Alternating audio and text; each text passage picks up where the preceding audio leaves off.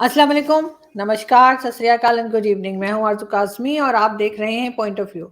आज जी हम ज़रा बात करेंगे क्वाड के ऊपर और इंडिया, जैसे कि आप सब जानते ही हैं कि उसमें जो कंट्रीज़ हैं Australia, India, Japan and USA, उस पे हम बात करेंगे कि उससे आखिर भारत को क्या फ़ायदा हो सकता है। और उसी से रिलेटेड कई दूसरी चीज़ें हैं जिसमें पाकिस्तान में ये बात भी की जा रही है कि जैसे रशिया से ऑयल लेने की बात कर रहा है भारत, तो उस पे अमेरिका खुश नहीं है। तो किस तरह से अमेरिका जो है वो उसको लेकर भारत बैलेंस करेगा इस बात को कि दोनों के साथ टर्म्स बेहतर है, रशिया से भी और अमेरिका से भी, क्योंकि पाकिस्तान में हमें ये सीखने की बहुत ज़्यादा ज़रूरत है। लेकिन फिर भी कहा यही जा रहा है कि अमेरिका थोड़ा अपसेट नज़र आ रहा है भारत से। हमें जी ज्वाइन करेंगे सुमित पीर साहब, और आप सब जानते ही हैं सुमित जी को। Thank you so much sir. Thank you ma'am, thanks for the invitation Aarzoo जी।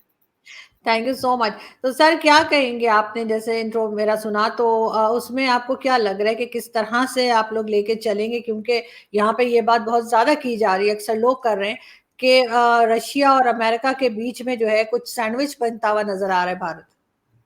देखिए आरजू जी, सबसे पहले शो पे बुलाने के लिए धन्यवाद। आरजू जी, पहले इसमें समझने का विषय ये है कि ये जो समिट हो रहा है ऑन टाइम हो रहा है, ऑन शेड्यूल हो रहा है, और इसके आसपास कोई फॉल्ट लाइंस अभी दिख नहीं रही है। अगर फॉल्ट लाइंस होती है जियोपॉलिटिक्स में तो डिले होता है, या कोई बहुत बड़ा लीडर बैकआउट करता है, कहता है नहीं ठीक है समिट को वर्चुअल कर दो, या कुछ ऐसी चीजें आपको दिखने लगती, कुछ एक दो चीजें डिप्लोमेटिक सर्कल्स में चलने लगती है। मतलब ना, वो जिन्हें हम इंजीनियर्ड लीक्स कहते हैं, इंजीनियर्ड लीक्स के मतलब हम इस पे खुश नहीं, हम उस पे खुश नहीं, बट बताएंगे नहीं, बट अनऑफिशियली है। ऐसी कोई खबर, ऐसी कोई घटना है नहीं। और जापान के प्राइम मिनिस्टर साहब ने मोदी जी को बोला, उनके इनविटेशन पे गए। जो बाइडेन साहब ऑलरेडी वहां पहुंच रहे हैं। और ऑस्ट्रेलिया में नए प्राइम मिनिस्टर साहब एंथनी साहब, he has been selected today, so it will not be Scott Morrison, it will be mister Anthony from Australia. जो नए प्राइम मिनिस्टर है वो क्वाड में रिप्रेजेंट करेंगे, और वो पहला उनका इंटरनेशनल दौरा होगा।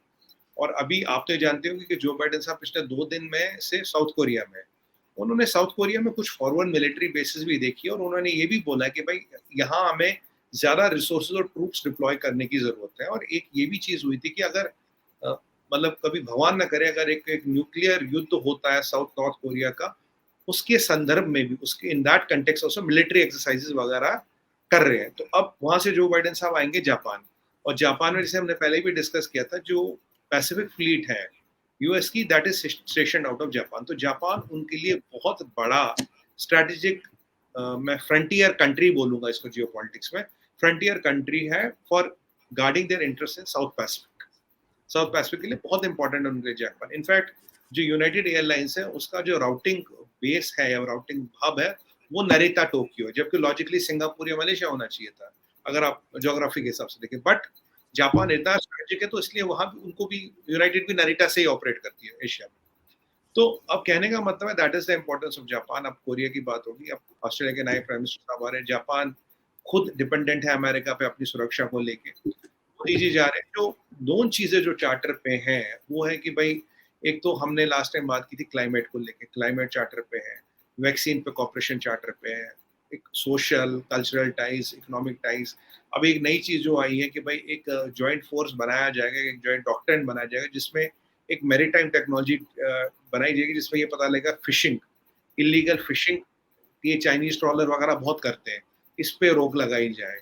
और एक एक एक इकोनॉमिक फोरम बनाने की भी बात हो रही है। इकोनॉमिक फोरम में क्या है कि जी जितनी भी इस क्षेत्र की कंट्रियां हैं, क्या कैसे करके इनकी इकोनॉमीज को, इनके सप्लाई चेन्स को, देखिए क्या बहुत इंपॉर्टेंट चीज दो है, इनकी इकोनॉमीज, इनके सप्लाई चेन्स, और इनको इस क्वाड में इंटीग्रेट किया जाए। क्वाड में लाएंगे नहीं उनको, बट उनकी इकोनॉमीज और सप्लाई चेन्स के लिए क्या चीजें की जाए। अब क्वाड में एक बहुत इंपॉर्टेंट विषय फूड सिक्योरिटी। इंडिया ने अभी जो टेम्पररी अपना वीट एक्सपोर्ट है कुछ दिनों के लिए हॉल्ट कर दिया है। अब आप तो ये जानते हो कि पीछे 30% दुनिया का वीट रशिया और यूक्रेन से आता, 9% दुनिया का फर्टिलाइजर रशिया और यूक्रेन से आता था। In fact Ukraine was the biggest exporter of wheat. अब यहाँ परिस्थिति ये हो गई आजू जी, रशिया यूक्रेन लड़ाई में काफी कंट्रियों में फेमिन की परिस्थिति आ गई है। अब इंडिया के पास जो वीट है, जितना हमें चाहिए उससे कहीं गुना ज्यादा है।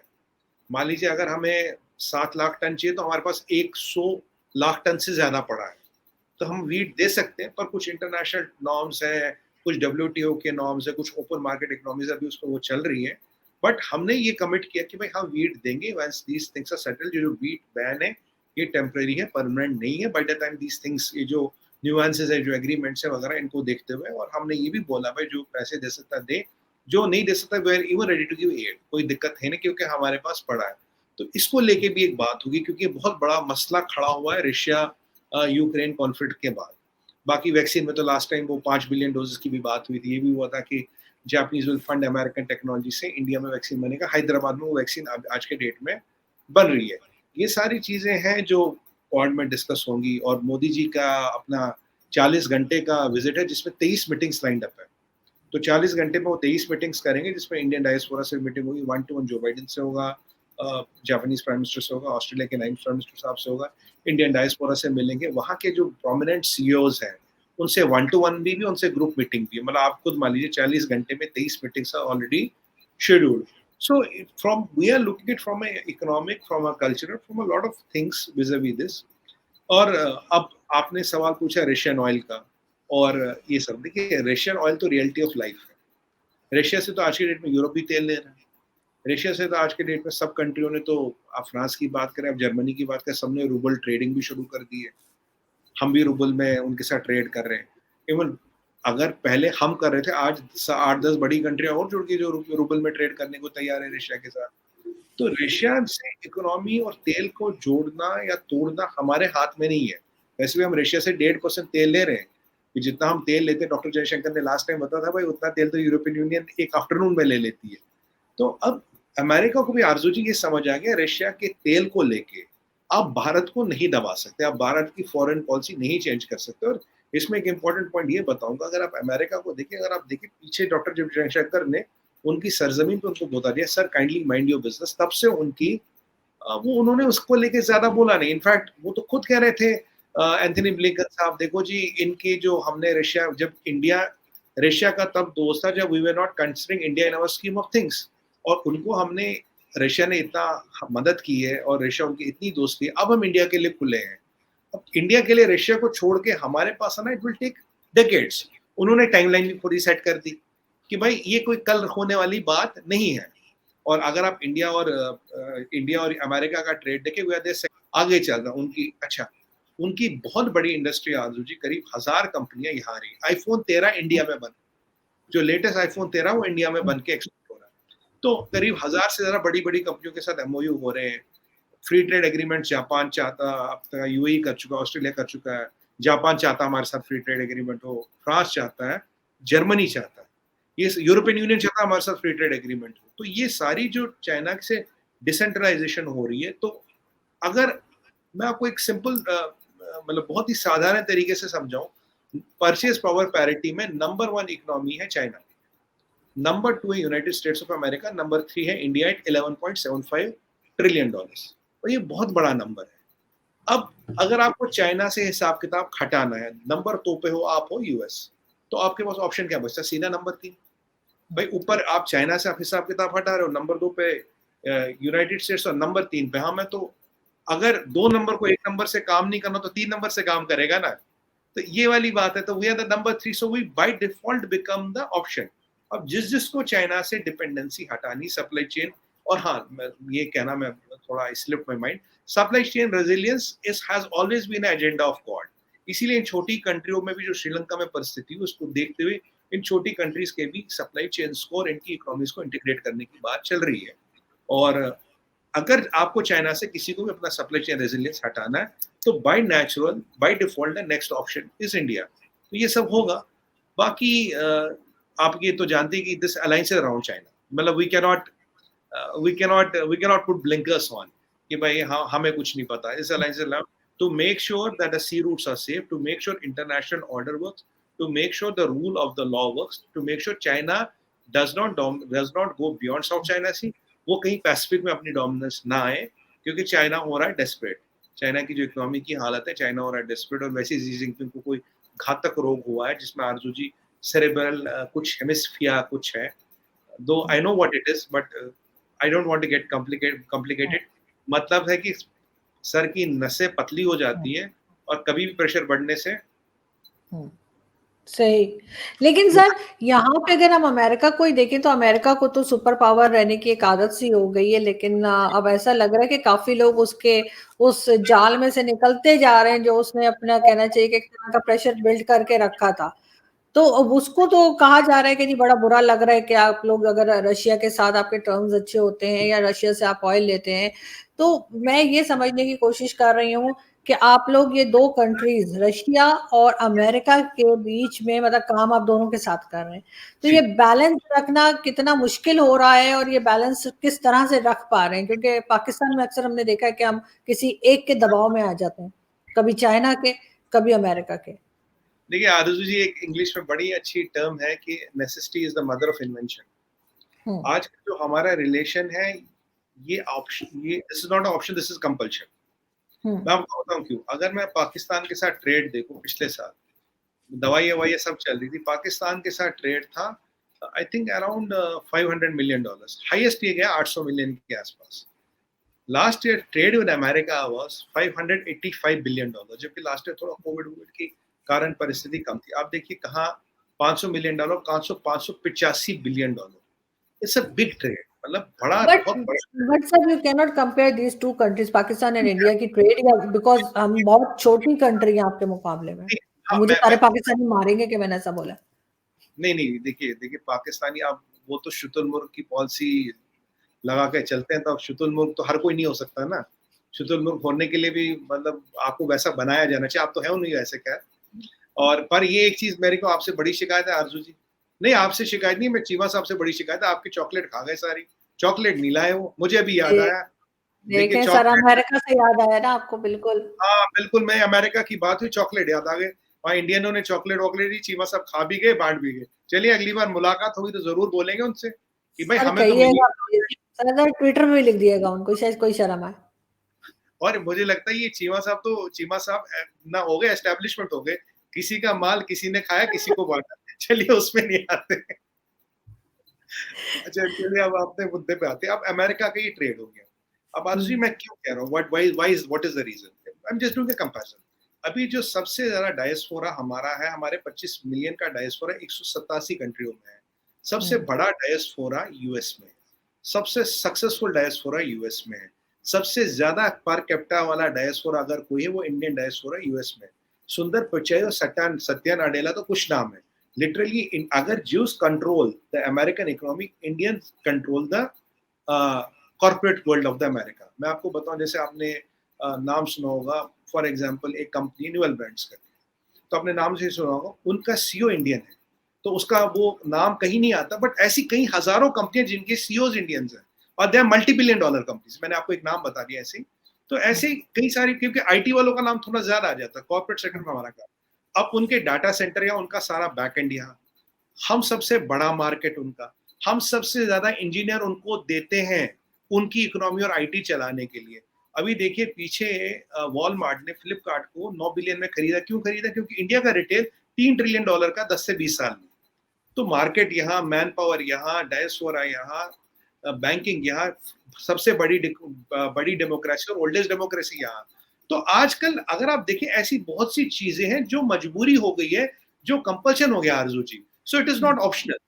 जैसे अगर इंडिया पाकिस्तान के साथ ट्रेड न करे, it's optional. China, sorry, America और पाकिस्तान के साथ ट्रेड न करे, ऑप्शनल है। पर इंडिया और जहां यूएस की बात आती है, it is a compulsion, it is not optional. इतनी बड़ी जब चारे आपकी जुड़े हो, इतनी तरह से आप में डिपेंडेंस। अच्छा, we are the pharmacy of the world, ये तो आपको पता है। सबसे सस्ती बिल्कुल दवाई, जी। अफोर्डेबल दवाई हम बनाते हैं। कॉड में, अच्छा कॉड हमारे बिना तो है ही नहीं। अगर हम कॉड से निकल जाए, इंडो पैसिफिक कमांड का आप करोगे क्या? You are use this nobody like India in the whole region. तो military wise, economy wise, culture wise, diaspora wise, और एक चीज तो मैं आपको कहने ही भूल गया, आज के डेट में 30 से 40% बच्चे जो अमेरिकन यूनिवर्सिटी में, वो इंडियन है। वॉटन का डीन कौन है? इंडियन। केलॉग का डीन कौन है? वो इंडियन है। तो जो, और इंडियन अब इसमें भी आ गए, पॉलिटिक्स में आ गए। रिपब्लिकन पार्टी में काफी सेनेटर, कांग्रेसमैन जिन्होंने इलेक्शन भी लड़ा, वो इंडियन ऑरिजिन के हैं। वो अमेरिकन बट इंडियन ऑरिजिन के।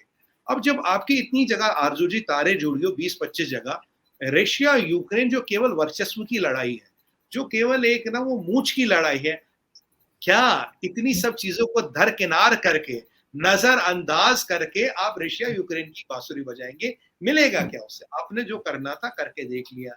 जो आपने कहा था करके देख लिया। अब आपको लगा अगर डॉक्टर जयशंकर आपकी सरजमीन पे आके आपके सेक्रेटरी ऑफ स्टेट को कहते हैं in a very nice diplomatically, kindly mind your own business, तो मुझे नहीं लगता कि अब जो बाइडेन साहब को मोदी जी से बढ़ के कुछ मिलेगा। वैसे भी अगर आप मोदी जी की बात करें और आप पॉलिटिक्स की बात करें, मेरा पर्सनल ये मानना है, शायद दुनिया में भी आप लोग काफी मानेंगे, he is much more experienced and diligent and Joe Biden. लेकिन और अमेरिका में आरजू जी जितने सर्वे होते हैं और वर्ल्ड ओवर जितने सर्वे होते हैं, अमेरिकन के सर्वे में मोदी जी की रेटिंग जो बाइडेन से ऊपर होती है, ये भी एक सच्चाई है। आपकी बात से मुझे एक चीज का ख्याल आया कि मैंने कल देखा था ट्विटर के ऊपर, सोशल मीडिया पे क्लिप लगा हुआ था राहुल गांधी जी का, और जी वो कह रहे थे कि जो फॉरेन पॉलिसी है बहुत अग्रेसिव हो गई है इंडिया की, उस किस्म की बात कर रहे थे, ज्यादा खुश नजर नहीं आ रहे थे। क्या वजह हो सकती है? देखिए, अब हाँ, ये आपने बड़ा अच्छा सवाल पूछा। देखिए, अब राहुल गांधी जी को तो पहले ये बताएं, उन्होंने जी जिनपिंग के साथ एक एमओयू साइन किया था। पहले वो एमओयू पता लग जाता उसमें क्या है क्या नहीं है, तो सारी वो कहते हैं ना, जादूगर की जान उस तोते में थी, वो तोता पता लग जाता कैसा है। तो वो उस एमओयू में ऐसा किया, उन्होंने आज तक बताया नहीं। अब राहुल गांधी जी जब इलेक्शन के बाद इलेक्शन हार रहे, स्टेट के बाद स्टेट हार रहे, राजनीति में उनका वर्चस्व खत्म होता जा रहा है। अब यहाँ उनकी कोई बात सुनता नहीं, कोई उनको सीरियसली तो लेता नहीं। अब राहुल गांधी जी क्या करते हैं, अब विदेश में जाते हैं, कहते भाई सब यहाँ कैरोसिन लेके भाग रहे हैं, सब में ये है, यहाँ ये हो रहा है, यहाँ ये हो रहा है। अगर मुझे बताइए आरजू जी, पॉलिटिक्स को एक दरकिनार कर देते, साइड पर रख देते, आज इंडियन फॉरेन पॉलिसी की तारीफ इमरान खान नियाजी, शहबाज शरीफ और आपका एस्टेब्लिशमेंट भी करता है। कौन सी ऐसी कंट्री है, मुझे एक कंट्री बताइए, मैं पाकिस्तान को हॉस्टाइल कंट्री मानता हूँ, मुझे आज एक कंट्री बताइए जहां पाकिस्तान का outgoing prime minister, current prime minister, आपकी opposition an establishment of military says India has a robust and pro India foreign policy, because Indian foreign policy में इंडिया फर्स्ट है और कुछ नहीं है। डॉक्टर जयशंकर को तो मैं क्या बोलूं, मैं तो उनका फैन ही हूं। मैं ज्यादा बोलूंगा आप बोलोगे मैं सुमित जी भी आप उनकी फैन। हाँ, आप ज्यादा तारीफ करते हो। तो अब ये जो, अगर एक कंट्री मुझे ऐसी बताइए जो बोले इंडिया की foreign policy has gone down, India की फॉरेन पॉलिसी इज वीकेंड। अगर आज हम ये दमखम रखते हैं, आज हम वर्चस्व रखते हैं, आज हम ये औकात रखते हैं आजू जी, अमेरिका को उनकी सरजमीन पे बोलते हैं sir kindly mind your business, it is robust foreign policy, because doctor Jaishankar and Modi ji has to think about the people of India. भाई पहले 130 करोड़ जनसंख्या का सोचेंगे या बाइडेन साहब के ईगो या उनकी पॉलिटिकल गेम्स का सोचेंगे? पॉलिटिकल गेम चलती रहती है डेमोक्रेसी में, जियो पॉलिटिक्स में चलती रहती है, but people first, people politics can not supersede my interest of my people. पहले मैं अपने लोगों का इंटरेस्ट देखूंगा। मुझे दुनिया में एक कंट्री बताइए, एक 10 बड़ी इकोनॉमी ले लीजिए, 15 बड़ी इकोनॉमियां ले लीजिए, उनमें से एक बता दे कि इंडिया की foreign policy has gone down, India has compromised on the foreign policy, India की फॉरेन पॉलिसी इज वीकेंड। अगर अपने हक के लिए लड़ना एरोगेंस है तो ये एरोगेंस मजबूर है, मंजूर है हमें। अगर अपने लोगों के लिए लड़ना एरोगेंस है तो ये एरोगेंस मंजूर है हमें। अगर अपने लोगों के लिए किसी के मुंह पे बोलना भाई आप गलत कर रहे हो, अगर ये एरोगेंस है आपको बोलना ये हमारी लड़ाई नहीं, अगर ये एरोगेंस है हम वहां बम बारूद बंदूक नहीं भेजेंगे बल्कि दवा ही भेजेंगे, तो ये एरोगेंस मंजूर है और doctor Jaishankar has to do it. अगर वो नहीं करेंगे he will be failing us and we are proud of him because he is doing this. Rahul Gandhi ji को ये समझ नहीं आ रहा, क्योंकि उनका जो एमओयू है उसमें आखिर क्या है, वो उसमें वो आज तक नहीं बताया उन्होंने। अब डॉक्टर जयशंकर जो साइन करते हैं एमईए की वेबसाइट पे मिल जाता है, जो भी बोलते हैं शाम को प्रेस कॉन्फ्रेंस आ जाती, मोदी जी जो भी करते हैं उनकी प्रेस कॉन्फ्रेंस मिल जाता है। और मोदी जी के पास तो आप जानते हैं 56 लाख रुपए थे, वो भी अपने स्टाफ में बांट दिए। तो अब जब ऐसे लोग आते हैं जो सेल्फलेस लोग हैं, like Narendra Modi ji and doctor Jaishankar, और transparent selfless people who are working for the India, बहुत से लोगों को ये चीज मंजूर नहीं हो रही है। आज मैं राहुल गांधी जी को ये बोलूंगा, आप अपने जैसे 11 लोग इकट्ठे कर लीजिए वर्ल्ड स्टेज पे जो बोले इंडिया की foreign policy has weakened and deteriorated, आपको 11 लोग भी नहीं मिलेंगे। आप मोदी विरोध में कब देश विरोध करते हैं आपको पता ही नहीं लगता। You can oppose Modi, that's okay, but आप मोदी विरोध के चक्कर में आप देश का कब विरोध करते हैं, आप अपने कंट्री के अगेंस्ट कब बोल जाते हैं, आपको पता ही नहीं लगता। आरजू जी, मैं एक और बात बोलूँ, हमारे घर में लाख लड़ाई से, पर क्या हम सड़क पे जाके उस पर बात करेंगे? नहीं करेंगे ना। अगर घर में लड़ाई है, घर की बात घर में रहनी चाहिए, घर की बात सड़क पे थोड़ी ना आती है। तो ये उनको कौन समझाए, ये उनको कौन समझाए? बट लोग इसका मजाक उड़ाते हैं, इसका आभास बनाते हैं, और वो अपनी इमेज जो रही सही आरजू जी उसको वो डाउन कर रहे हैं। क्योंकि अगर मैं आज बोलूं कि भाई आरजू जी पाकिस्तानी नहीं है, वो तो अमेरिकन हो, और मैं इंडियन नहीं, मैं अफ्रीकन हूँ, कौन मानेगा? मानेगा कोई? कोई नहीं मानेगा। ना मैं अफ्रीकन दिखता हूँ, ना आप अमेरिकन दिखते हो। तो सीधी सी बात है, जो सच्चाई है, जो दुनिया को देख रही है, जिसकी दुनिया तारीफ करे, आप उसको जाके नेगेट करते हो, तो आप अपना ही मजाक और आभास कराते हो, और कुछ नहीं है। You are unfortunate, you are bringing down your aura and stature. नहीं, आप ठीक कह रहे हैं, क्योंकि वो उनका जो एक वीडियो क्लिप है वो काफी वायरल था, मैंने भी कल देखा, तो मैंने कहा मैं आपसे पूछूं। आरजू जी, आरजू जी, वायरल तो खान साहब के भी बहुत वीडियो क्लिप होते हैं। तो हम बात करते हैं ना उस पे, हम उन्हें छोड़ देते हैं क्या? आपने देखा है कि हम अच्छी खासी खिंचाई कर देते हैं खान नहीं, साहब की। वायरल वायरल होना कई कारणों से वायरल हो जाता है, मेरा कहना मतलब ये है। हाँ, बाकी और फिर चॉकलेट की हम शिकायत जरूर करेंगे, ये नहीं, भी वो पूरी। आप बिल्कुल शिकायत ज़रूर किएगा चीमा साहब से। और बहुत शुक्रिया कि आज आपने जॉइन किया, थैंक यू सो मच। बहुत अच्छा लगा आपसे बात करके, और जल्दी हम आपसे फिर रिक्वेस्ट करेंगे, और क्योंकि हमारे पास एक दो टॉपिक्स और हैं, लेकिन हम चाह रहे हैं कि वो हम आपसे कल परसों में फिर पूछेंगे। जी, तो बहुत शुक्रिया सर कि आपने आज जॉइन किया। Thank you, thank you very much. Thank you, thank you.